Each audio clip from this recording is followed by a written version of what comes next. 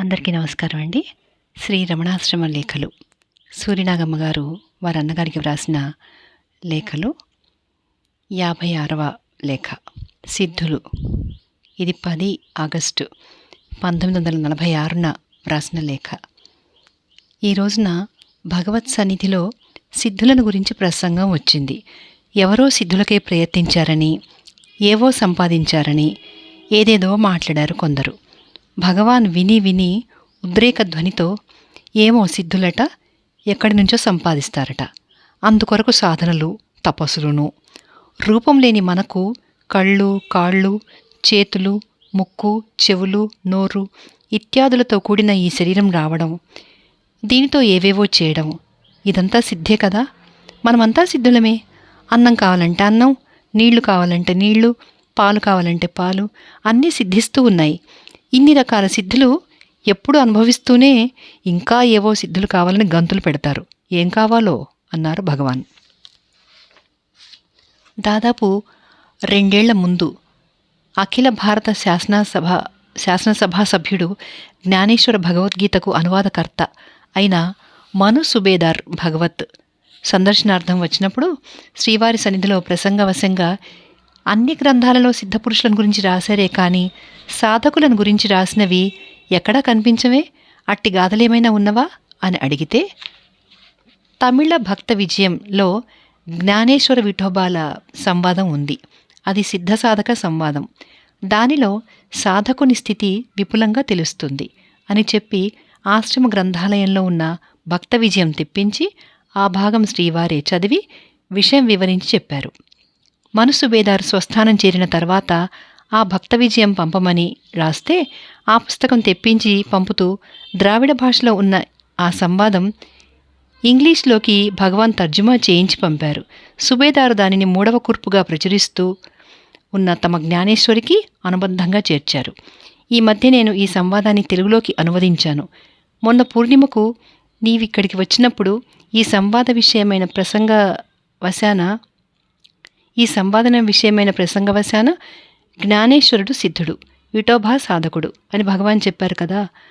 అందువల్ల దానికి సిద్ధసాధక సంవాదం అని పేరు పెట్టాను. తన్ను తాను తెలిసి తాను తానుగా నిలవగలుగుట సిద్ధి కానీ వేరేది సిద్ధిగా భావించరాదు అని భగవానులు అప్పుడప్పుడు అంటూ ఉంటారు.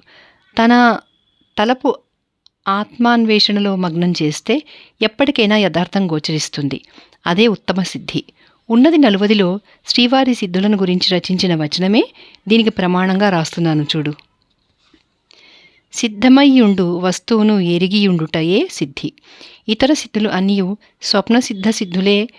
నిద్రపోయి మేలుకొనిన వెనుక అవి సత్యమగునా? సత్యవస్తునిష్ఠులై మాయ వీడిన వారు వానియందు భ్రమనొందగలరా? తెలియుము. సిద్ధసాధక సంవాదము. శ్రీ పాండురంగ విఠలుని అనుగ్రహం చే జన్మించిన విఠోబా అడవిలో తపము ఉనర్చుకుండగా వారి బిడ్డలు జ్ఞానేశ్వరాదులు పట్నంలోని మాతామహుని ఇంట నివసించుచుండిరి. ఆ బిడ్డల మేధా సంపత్తికి ఆ దేశపు రాజు ఆశ్చర్యమంది ఇట్టి సంతతిని బడసిన జనకుడెంత మహనీయుడో అని చింతించి వారిని పట్టణమునకు రావించి పూజింపదలచి తోడుకొని వచ్చుటకై దూతలతో సహా జ్ఞానేశ్వరాదులను వారి కడకు పంపెను. దూతలెంత ప్రార్థించినను విఠోబా నగరమునకు నిరాకరించిరి. జ్ఞానేశ్వరులు తామెట్లో తమ తండ్రిని ఒప్పించి తోడ్కొని రాగలమని చెప్పి వారినందరూ పట్టణమునకు అనిపి పిదప తన వాదము చే జనకుని మెప్పించి పట్టణమునకు తోడ్కొని జనిరి. విఠోబా జ్ఞానేశ్వర సంవాదం. నాయన, తాము నగరమందుండక అడవి ఎందున్నచో మేము మాత్రం నగరమున సుఖంగా నుండగలమా? కన్నతండ్రిని విడుతుమా? శీఘ్రమే మాతో పట్టణమునకు ప్రయాణం కండు అన్నారు జ్ఞానేశ్వరులు. విఠోబా: అప్పా జ్ఞానేశ్వర, కక్కినది ఆయాసం తీర్చు పాయసమే కాని దానిని తినువారుందురా? వాక్కులు ఉత్తములకు 2గా నుండునా? అడవికి వచ్చిన పిదప నగరమున ప్రవేశింపవచ్చునా? తెలివిలేని మనుజులతో స్నేహం చేయవచ్చునా? వారిని మచ్చికతో మనసారా విశ్వసింపవచ్చునా? అల్పుడగు రాజును పూజింపనగునా? ఎప్పటికీ నాకీ అరణ్యమే శరణ్యము, మీకు పట్టణమే వాసయోగ్యముగును. కావున నీ పట్టు వదిలి పట్టణమునకేగి సుఖంగా ఉండుము.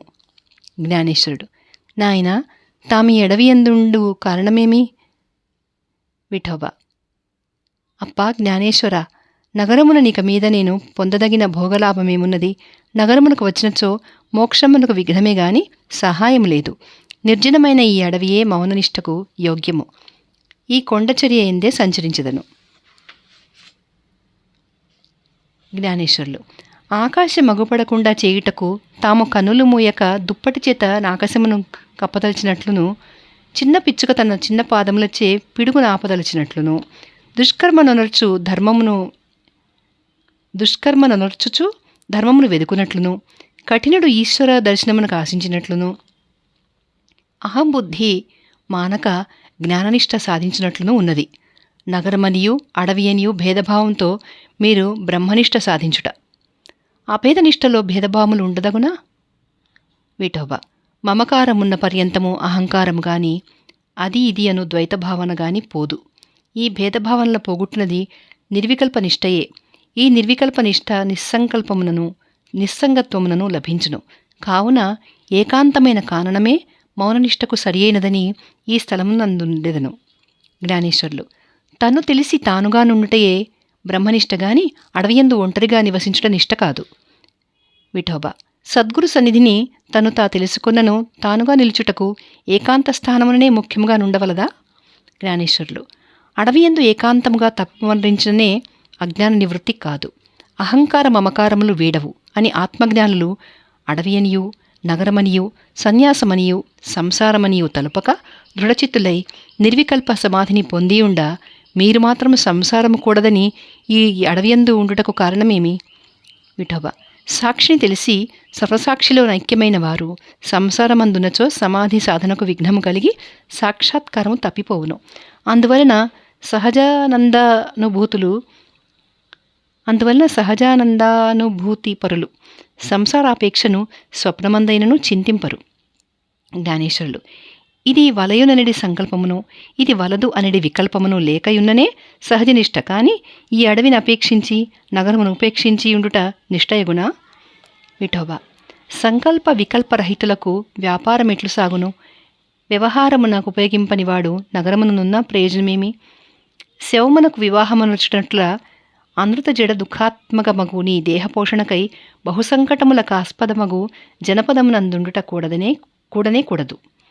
జ్ఞానేశ్వరులు, వ్యాపారమునందు ఇచ్చలేదు, సమాధిని అభ్యసించుతున్నారు. ఆ సాధనయునొక వ్యాపారమే కదా. ఆ వ్యాపారమున్న వారికి సంసార వ్యాపారమును ఉండనిండు. విఠోబా, సమాధి యొక్క వ్యాపారమైనను సమస్త సంకల్ప చాంచల్యములను నాశనమునర్చును. సంసార వ్యాపారము సమస్త చాంచల్యములను సమకూర్చి సదా కష్టములనదవును కదా. జ్ఞానేశ్వరులు, సచ్చిదానంద స్వరూపమే తాను, ఇక నిష్ఠా సాధన మేల చేయవలెను. విఠోబా, జాగ్రత్త అవస్థలో సుషుప్తి పొందుటయే బ్రహ్మనిష్టయని ఉత్తములు అనిదరు. అట్లుండని సమాధిచే అడ్డులేని ఆనందము కలుగునా? జ్ఞానేశ్వరులు, జాగ్రత్త అవస్థలో ఇంద్రియ చేష్టలను, స్వప్నావస్థలో మనోవ్యాపారమును, సుషుప్త వ్యవస్థలో శుద్ధశూన్యమును సాక్షివలి గాంచి సంతరించుటే ఆనందమనియు, స్యేన అనగా గ్రద్ద ఛాయవలే దేనికిని అంటి ఎంటకయుండుటే జాగ్రత్త సుషుప్తి అనియు వేదాంత శాస్త్రములు ఘోషింప, శుద్ధశూన్యమైన సుషుప్తి అందుండుటే ఆనందమనియు జగత్ సుషుప్తి యనియు తాము తలపదగున.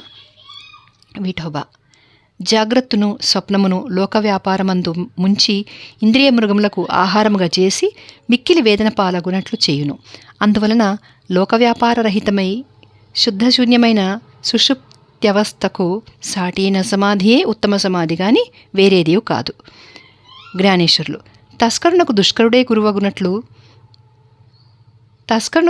గురువనున్నట్లు జగద్వ్యాపారమునందుండియే జనకుని వలె విషయమృగములను దృఢజ్ఞానమును ఖడ్గమున నరికి సుఖదుఖములను సరకు చేయక నిశ్చలముగా నిలుచుటయే పరమసమాధి గాని శూన్యంగా నుండుట సమాధి కాదు. విఠోబా, బహుజన్మలుగా వాసనలెన్నో కూర్చుకున్న మనోవానరమును సర్వసంగ పరిత్యాగి అయిన శుకబ్రహ్మర్షియే జయించినాడు. కాని నిర్వికల్ప సమాధిలో నుండని తాను బ్రహ్మయను దృఢజ్ఞానమున్న జనకుడు కాదు. జ్ఞానేశ్వరులు, కోలయాడిన కోతియాడునట్లు దృఢజ్ఞాని అయిన జనకుడే మనస్సును జయించినాడు. కాని బాహ్యసంగరహితుడై అరణ్యమే శరణ్యంగానున్న శుకుడు కాదు.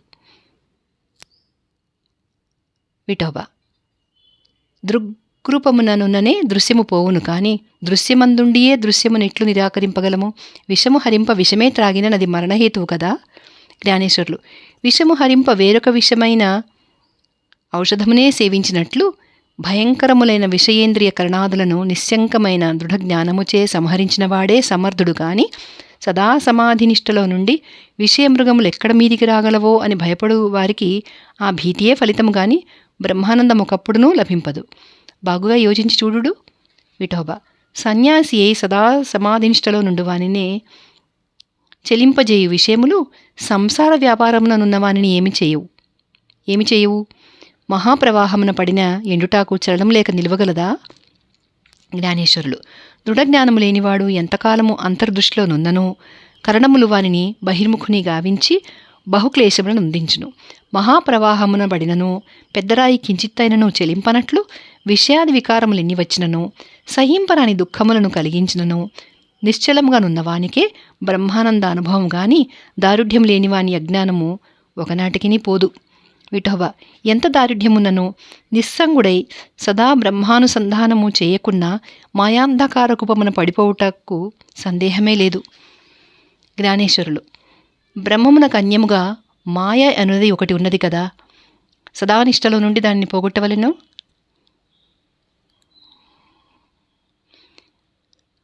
బ్రహ్మమునకు అన్యముగా మాయ అన్నది ఒకటి ఉన్న కదా, సదానిష్టలో నుండి దానిని పోగొట్టవలెను. తన నీడ తన్నెదుర్కొని యుద్ధము చేయనన్నట్లు లేని మాయను లేని అహంతను కల్పించుకొని సదానిష్టలో నుండవలయునని చెప్పెదరు. అసత్యమగు నీడతోడ జగడమాడిన ఎడల ప్రయాసయే ప్రయోజనమగునట్లు అత్యంతాభావమగు మాయలేనిదే అది తెలిసి మౌనంగా నుండుట ఎల్లప్రొద్దును నేతియు నొర్చుటుంట తీరని ఉపద్రవము కదా. విఠోబా, నేతి చేయక ఏకాగ్రచితుడు కాక సాక్షిగా నుండక సహజజ్ఞానము పొందుట ఎట్లు? జ్ఞానేశ్వరులు, నేతి చేయగా పుట్టలో నుండి ఉసుళ్ళు బయలుదేరినట్లు అనేక విషయములు వెలువడుచునే ఉండును. కొట్ట పైకెగయు బంతివలే మనస్సు ఏకాగ్రము చేయను చంచలమొందును. సాక్షిగా ఉండగా వంకర తీయ లాగిన కొలది చుట్టుకొని పోవు కుక్కతోకవలే శరీరాధికములే తానును భ్రాంతి వచ్చుచునే ఉండును. అందువలన అవిద్యయగు నహంతయు మిథ్యయగు మాయయు శుక్తికారజతము వలె సర్వదా మిథ్యయని తలచి తానే బ్రహ్మమని విచారజ్ఞానముచే నిశ్చయించి గంభీరంగా నుండుటే బ్రహ్మానందము. విఠోబా, ఏ సాధనము చేయక విచారజ్ఞానము వలన తానే బ్రహ్మమని అన్నచో దుఃఖమయమైన విషయాధికములను జయించగలమా? అఖండ ఆనందమైన ఆత్మలో ఐక్యమందగలమా? జ్ఞానేశ్వరులు, బ్రతికి ఉన్న పశువే పులిని చంపలేదు. చచ్చిన పశువు చంపున అట్లే నిత్యముగను నిష్కళమునుగను అఖండానందముగను ప్రకాశించుతున్న ఆత్మను విషయాదులు ఏమి చేయగలవు? బలిసిన పశువునైనను పులి ఎదుట పట్టుకు జంకునట్లు దృఢజ్ఞానము వలన పూర్ణుడైన జ్ఞాని సన్నిధికి విషయములు రానే రావు. వచ్చినను పులి ఎదుర్కొను పశువు ఎట్లు పాయమును పొందునో అట్లే నశించిపోవును. విఠోబా, వ్యభిచరిణితో గూడి చెరించినచో పతివ్రతయు చెడునట్లు అజ్ఞానితో చెరిన సుజ్ఞానియు విషయాదులందు చిక్కి మనశ్చాంచల్యమునందు చొక్కి దుఃఖమయమైపోయినచో. జ్ఞానేశ్వరులు, దృఢచిత్తయగు పతివ్రత బహువ్యభిచారిణలతో కూడియున్నను నిర్మలముగానే ఉండను. దారుఢ్యం లేని ఆమె ఎవరి సహవాసము లేకయున్నను తన పాతివ్రత్యమును స్వబుద్ధి చేతనే భంగపరుచుకొనును. అట్లే దృఢజ్ఞాని అనేకులగు అజ్ఞానులచే చుట్టుకొనబడినను పూర్వజ్ఞానము నుండి జారకుండును. దారుఢ్యం లేనివాడు ఏకాంతిగనున్నను జారిపోవును. విఠోబా, సంసార వ్యాపారమున నుండియే సహజజ్ఞాని ఎట్లు కాగలడు? జ్ఞానేశ్వరులు, బ్రాహ్మణుడు చండాల వేషము ధరించి నటించినను చండాలుడుగాక బ్రాహ్మణుడే యగునట్లు సుజ్ఞానియు అజ్ఞానులతో కూడి బహువిధ నటనముల నుండినను పరమానందానుభోగిగానే యుండును. ఎంత దృఢ ప్రజ్ఞ కలవాడైనను ఒక ముహూర్తకాలమే నీ బ్రహ్మానుసంధానము చేయకునచో బ్రహ్మజ్ఞాని ఎగుట బహుదుర్లభము కదా అన్నారు విఠోబా. జ్ఞానేశ్వరులు, చండాల వేషము ధరించి నటించు విప్రుడు మాటిమాటికి నేను విప్రుడను అని తలపవలయునా? అట్లు తలపని ఎడల చండాలుడైపోవునా? జగమెరిగిన బ్రాహ్మణునకు జందెమేలా? నేనను నహంత నశించిన పిదప ఇంకను అహంకార గ్రంథినే పట్టుకొని నేను బ్రహ్మమును అని బ్రహ్మానుసంధానం చేయవలన జగమెరిగిన విపునకు జంధ్యము లేకున్నను అందరి చేతను భూసురుడు అనియే పూజింపబడినట్లు నేను నాది అను అహంకార మమకారములు లేనివాడు ఏ విధమగు అనుసంధానము చేయకున్నను అందరి చేతను పూజింపబడి బ్రహ్మానందానుభోగిగానే ఉండును. జగదీశ్వరునకు సాటి వాడైనను తాను బ్రహ్మమను అనుసంధానము ప్రతిదినము చేయకుండిన ఎడల అజ్ఞాని అయిపోవుటకు అభ్యంతరమేమీ లేదు. దేహాదులు నేనను అహంత సులభముగా పోనే పోదు. జ్ఞానేశ్వర్లు దీపము చేతబట్టి చీకటి ఉండుమన్న నుండున అటులే దేహాదులు నేనను అజ్ఞానమును ఎదిరించి బ్రహ్మమే తానని తెలిసిన పిదప అజ్ఞానమా ఉండుమనిన ఉండునా పిలిని ప్రక్కనుంచుకొని చిలుక పలుకుమన్న పలుకున అటులనే జీవేశ్వర జగదాదులు అసత్యమని తెలిసిన పిమ్మట ఓ మాయ రా అనిన వచ్చున తాను నపుంసకుడనని తెలిసిన వారు స్త్రీ ఎదుట నేను పురుషుడని చెప్పి లజ్జపడు పేడివలే బ్రహ్మ సత్యమనియు మాయ అసత్యమనియు బ్రహ్మము నిర్వికల్పమనియు మాయ సంకల్ప వికల్పమనియు తానే బ్రహ్మమనియు బ్రహ్మమే తాననియు సద్గురునాథుని సన్నిధానమున నిస్సందేహంగా నెరిగిన వానికి సంకల్పమేది, వికల్పమేది, బంధమేది, మోక్షమేది, జననమేది, మరణమేది, నగరమేది, విపినమేది, దానమేది, తపమేది, సన్యాసమేది, సంసారమేది అని చచ్చిన గొర్రె కన్నువలే జగమందున్న వాని ఎదుట మాయ యొక్క సామర్థ్యము అణుమాత్రమైన ఫలించునా బాగుగా యోచించి చూడుడు అని ఈ విధముగా జ్ఞానేశ్వరులు పలకగా విఠోబా సంతసించి వారితో పట్టణమును కరిగెను. అంతట నచ్చట రాజుచే పూజింపబడి సుఖముగా నుండెను. ఇట్లు సోదరి. ఇక 57వ లేఖ. ఇది 11 ఆగస్టు 1946న వ్రాశారు. కర్తురాజ్ఞియా ప్రాప్యతే ఫలం. దాదాపు 10 నెలల కిందట కృష్ణ భిక్షు తన ఆస్తి అన్నదమ్ములకు రాసిచ్చి సన్యసించి దేశాటన చేస్తే శాంతి కలుగునా అని యోచిస్తున్నాను. భగవదాజ్ఞ ఎలా ఉందో అని నాకు ఒక జాబు రాశారు. భగవాన్తో మనవి చేశాను. భగవాన్ చకితులై అలానా, అంతా తీర్మానం చేసేశారా అని రవ్వంత నిదానించి వారి వారి కర్మానుసారం నడుస్తుంది అన్నారు. మళ్ళీ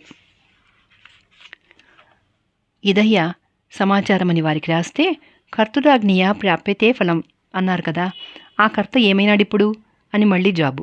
ఈసారి భగవాన్తో మనవి చేయడానికి సంకోచించి ఏం రాద్దామా అని యోచిస్తుంటే మర్నాడి ఒక భక్తుడు కర్తురాజ్ఞియా ప్రాప్యతే ఫలం అన్నారే, ఆ కర్త ఎవరు అని భగవాన్ని ప్రశ్నించారు. కర్త ఈశ్వరుడు, వారి వారి కర్మానుసారం ఫలములు ఇచ్చేవాడు, అనగా సగుణ బ్రహ్మమన్నమాట. అసలు బ్రహ్మము నిర్గుణము, అచలము. సగుణ బ్రహ్మమునకే ఈశ్వరుడు అని పేరు. వారి వారి కర్మానుసారం ఫలాలు ఇస్తాడు. ఒక ఏజెంట్ అన్నమాట. పనిని బట్టి బత్తెములిస్తాడు అంతే. ఆ ఈశ్వర శక్తి లేనిదే ఈ కర్మ నడవదు. అందుకే కర్మ తజ్జడం అంటారు పెద్దలు. ఇదే తాత్పర్యం అన్నారు భగవాన్. వారి ప్రశ్నకు ఇంతకంటే జవాబేముంది? అదే కృష్ణ భిక్షుకు రాశాను. విక్రమార్కుడు పాదరక్షల ప్రభావం వల్ల బ్రహ్మలోకానికి వెళితే బ్రహ్మదేవుడు సంతసించి వరం కోరుకోమన్నాడట. అయ్యా, మీరు సృష్టించేటప్పుడు వారి వారి కర్మానుసారం ఫలితాలన్నీ నుదుట రాస్తారని, ఆ రాత తప్పదని శాస్త్రాలు ఘోషిస్తున్నవే. ఇప్పుడు నాకు వరాలిస్తానంటారు. నుదుటి రాత చెరిపి మళ్ళీ రాస్తారా, లేక పైపైన దిద్దుతారా? ఏమిటి కథ అన్నాడట విక్రమార్కుడు.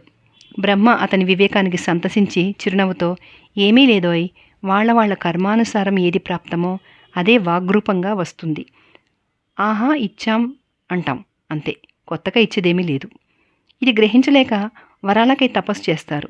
నీవు వివేకి కనుక మర్మం కనుక్కున్నావు, చాలా సంతసం కలిగింది అని చెప్పి బ్రహ్మాస్త్రం బహుమతిగా ఇచ్చి పంపాడట.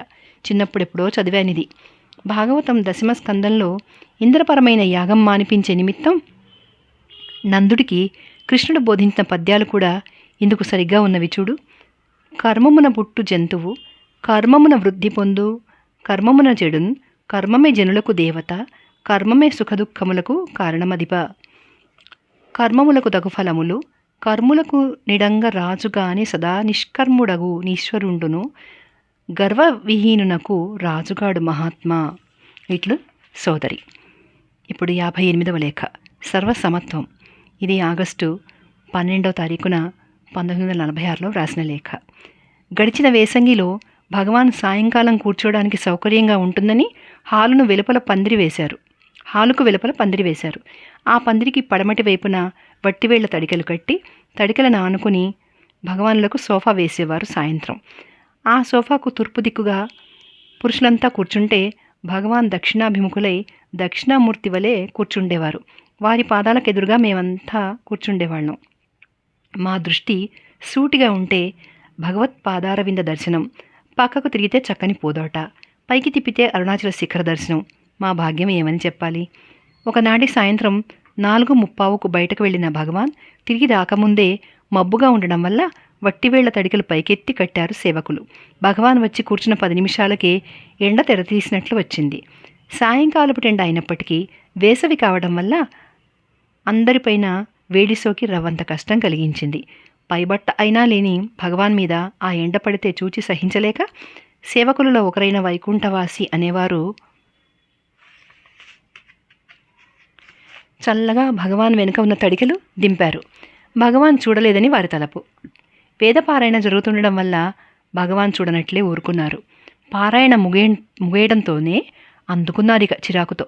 చూడండి వీరి చేష్టలు. నా ప్రక్కనున్న తడికెలు మాత్రం దింపారు. మిగతా వారంతా మనుషులు కారు కాబోలు. స్వామికి మాత్రం ఎండ తగలకూడదు. మిగతా వారందరికీ తగిలినా పర్వాలేదు. స్వామికి మాత్రం ప్రత్యేకం. ఎలాగైతేనేం స్వామిత్వం నిలబెడుతున్నారు. పాపం ఇలాగుంటే గాని స్వామి కాదు కాబోలు. ఎండ తాకకూడదు, గాలి సోకకూడదు, వెలుగు చూడకూడదు, కదలకూడదు, మెదలకూడదు. కాళ్ళు చేతులు ముడుచుకుని సోఫా మీద కూర్చోవాలి. ఇది స్వామిత్వం. దీనికేం లోపం వస్తుందో అని ఇందరిలో నన్ను ప్రత్యేకించి చూపిస్తూ స్వామిత్వం నిలబెడుతున్నారు ఎలాగో అన్నారు భగవాన్. పాపం ఆ సేవకులు బెదిరి యథాప్రకారం తడికలు ఎత్తివేశారు. సంధ్య కెంజాయిలు భగవాన్ పైన సోకి కనుల కెంపులో కలిసిపోయినవి. అగరవత్తుల ధూపం అన్ని దిశలను వ్యాపించి చల్లని పిల్లగాడుపుతో సఖ్యం చేసుకుని భగవాన్ పాదపద్మలకు ప్రణమిల్లి భక్తులందరికీ వింజామరలు విసిరింది. ఇట్లు సోదరి. 59వ లేఖ. యథేచ్ఛ. ఇది ఆగస్టు 13, 1946న వ్రాసిన లేఖ. బెంగుళూరు నుంచి వచ్చిన కోమటి కుర్రవాడొకడు తల జడలుగా కట్టుకొని మధుకర వృత్తితో జీవిస్తూ అరుణాచలేశుని దేవాలయంలో పడుకుంటూ నేను వచ్చిన కొత్త రోజుల్లోనే 2-3 ఏళ్ళు ఉన్నాడిక్కడ. అప్పుడు అతని తల్లి ఆశ్రమానికి వచ్చి వానిని ఇంటికి రమ్మని ఒత్తిడి చేయడం ప్రారంభిస్తే పండరీపురానికి పారిపోయాడు. ఆమెకి ఇతడొకడే మగబిడ్డ, కావలసినంత ఆస్తి. వీడో ఏదీ వద్దనే అదొక విధమైన విరాగి. ఆ తల్లి మొరపెట్టుకుంటే 1-2 సార్లు తల్లి మాట వినమని చెప్పి చూచారు భగవాన్. వినలేదు, పారిపోయాడు. గత ఆషాఢమాసంలో మళ్ళీ వచ్చాడు. వాడెప్పుడూ పలక్కుండా హాల్లో ఒక మూల కూర్చుని సాధనో ఏదో వాడి తిప్పలు వాడు పడుతూ ఎవరితోనూ సంబంధం లేకుండా ఉండేవాడు. ఇప్పుడు జడలు తీసివేశాడే కానీ కార్యక్రమం మార్చుకోలేదు. భగవాన్ చూస్తూనే ఉన్నారు. వాడు పలకలేదు, వీరు పలకలేదు.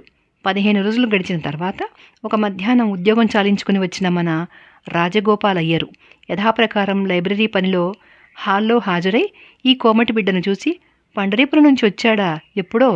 వాళ్ళమ్మ వీడు వస్తే జవాబు రాయమని అడ్రస్ ఇచ్చింది కదా అన్నారు భగవాన్తో. అవును వచ్చారు. 15 రోజులైనట్లుంది. చూస్తూనే ఉన్నా. మాట్లాడరాయే. పండరీపురం ఎలా ఉందని, ప్రసాదం ఏదని నేనెక్కడ పోయి అడిగేది? వారో మాట్లాడరు. వారి చిత్తవృత్తిని అనుసరించి కదా మనం పోవలసి ఉంది. ఎవరెవరి చిత్తవృత్తి ఎలా ఉంటే వారి చిత్తానుసారం పోవలసిన విధి మనకున్నది అన్నారు భగవాన్. విజ్ఞులంతా తమ తమ చిత్తాలను తరచి చూచుకున్నారు. తక్కిన వారి సంగతి దైవానికి ఎరుక. ఎవరెవరి చిత్తవృత్తి ఎలా ఉంటే వారి చిత్తానుసారం పోవలసిన విధి వారికున్నదట. చూశావా ఎంత మాటో. ఇట్లు సోదరి. 60వ లేఖ.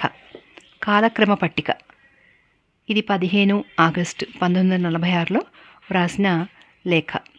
నెల రోజుల క్రిందట మధుర వెళ్ళిన సర్వాధికారి నిరంజనానంద స్వాములు 4-5 రోజుల క్రిందట పట్నం వెళ్ళారట. ఇక్కడున్న రమణ భక్తులలో ప్రముఖులైన వారితో ఆలోచించి సెప్టెంబర్ 1వ తేదీకి నిర్ణయించిన స్వర్ణోత్సవానికి నడపదలచిన కార్యక్రమమంతా పట్టికగా రాసి పంపగా నిన్న ఉదయం తెచ్చి వినయ విధేయతలతో శ్రీ భగవానులకు సమర్పించి చేతులు జోడించి నిలిచాడు టీకే దొరసామయ్యారు. ఆ లేఖలో ఉత్సవ దినం ఉదయం 7 గంటలు మొదలు రాత్రి 7 వరకు జరపదలిచిన కార్యక్రమం రాసి ఉంది. హైకోర్టు జడ్జీలు, ఇంకా పేరుగల పెద్ద మనుషులు ఎందరో ఉపన్యాసకులుగా నిర్ణయింపబడ్డారు. మూసిరి సుబ్రహ్మణ్య అయ్యర్, బూదలూరి కృష్ణమూర్తి అయ్యర్ గార్ల పాట కచేరీ, ఇంకా ఏవేవో ఆ కార్యక్రమ పట్టికలో ఉన్నాయి. భగవాన్ ఇదంతా పరిశీలనగా చదివి మందహాసంతో సరిపోయింది, వ్యవధి లేని కార్యక్రమం, పోనీ నాకెందుకు, ఏమన్నా చేసుకొని, నాకు మాత్రం బయటికి వెళ్ళి వచ్చేటందుకు వ్యవధి ఇస్తే చాలును. అయినా ఈ పెద్దలంతా వచ్చి ఉపన్యాసాలు ఇస్తారంటారే, దేని గురించి మాట్లాడతారబ్బా? ప్రసంగించడానికి ఏమున్నది? ఉండేది మౌనం. మౌనాన్ని గురించి మాటలతో ఎలా చెప్పడం? ఇంగ్లీష్లో, సంస్కృతంలో, అరవంలో, తెలుగులో, మలయాళంలో, అరే అప్ప, అన్ని భాషల్లో మాట్లాడతారట గొప్ప గొప్పవారు. పోనీ మనకెందుకు, మనల్ని ఏమీ మాట్లాడమనకుండా ఉంటే అంతే చాలు అన్నారు భగవాన్. ఆ భక్తుడు చేతులు నలుపుకుంటూ, ఇందులో ఏదైనా వద్దని భగవాన్ సెలవిస్తే మానేస్తాము అన్నాడు వినయంగా. ఓహో, సరి సరి, ఇదంతా నేను కావాలన్నానా? ఒకటి వద్దనడానికి? ఏమైనా చేసుకోండి, వారిష్టం మీ ఇష్టం, నన్ను మాత్రం ఏ ఉపన్యాసానికి నియమించకుండా ఉంటే అంతే చాలు. ఇలా సోఫా మీద కూర్చుంటాను, ఏమైనా చేసుకోండి అన్నారు భగవాన్ చిరునవ్వుతో. అవును స్వామి, వాస్తవమే. భగవాన్ ఎదుట నోరెత్తి ప్రసంగించడం ఎవరికీ సాధ్యపడదు. అయినప్పటికీ ఇంత భాగ్యం లభించిందే అని మా సంతోషం వెలిబుచ్చడానికే ఇదంతాను అంటూ నమస్కరించి వెళ్ళాడా భక్తుడు. ఇట్లు సోదరి. ఈ లేఖతో ఈ వీడియో ఆపేస్తున్నానండి. ధన్యవాదాలు.